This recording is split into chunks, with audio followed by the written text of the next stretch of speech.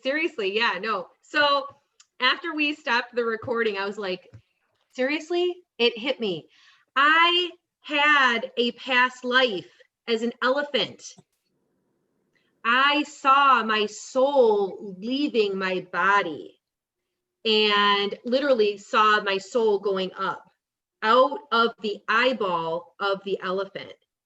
And I'm like, that's why I'm like, I cannot believe I completely forgot about that. I'm like, how do I know that? Why do I know that? And I couldn't think of it when we were, because I'm tired, I think. But seriously, that was literally my soul. That was one of my past life regressions that I did for myself, was seeing that it wasn't a good experience in how I ended up passing, but it was something that showed me that I had to go through different experiences, that to be able, anyways, I chose in that lifetime to leave. I didn't even want to stay in my body anymore. So it was sad, but it was really cool to feel myself in that energy and see my soul go up out the eye, out my eye and go up.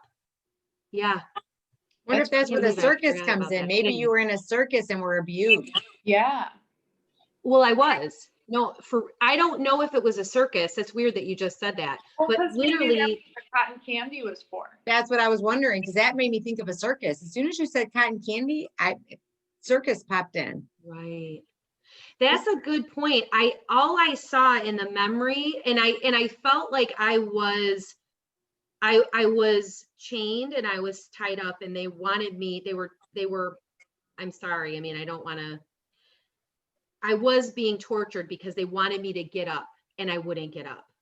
And I don't know what they wanted me to do, but I gave up. I felt like my other family members maybe weren't there anymore, or somebody may have passed and that's why I gave up.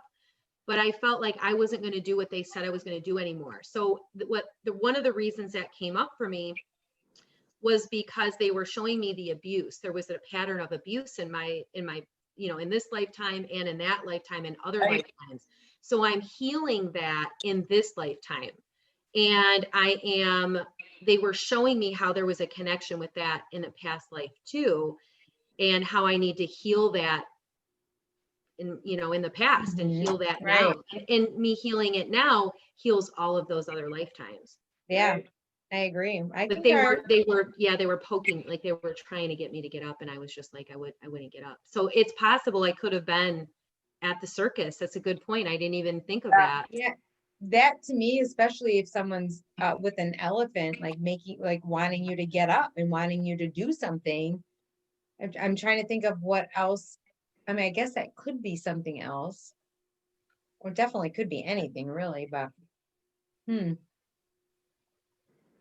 they wanted you to I just heard perform, and you just didn't. They absolutely did. Yeah. And I didn't want to do it. They had been, I probably journaled about it because there were a couple different lifetimes that I had gone to, and that was one of them. And that was how I knew for sure that you can come back. You can be an animal. Right. Because I was one. Right. So, and I was really surprised. And ever since then, I've had a very, very strong connection to elephants. And now I understand why, because I never used to. Right. And now I understand. It's like, I have so much of a connection with them, but wow. All right. I just wanted to share that because that was part of the story. All right.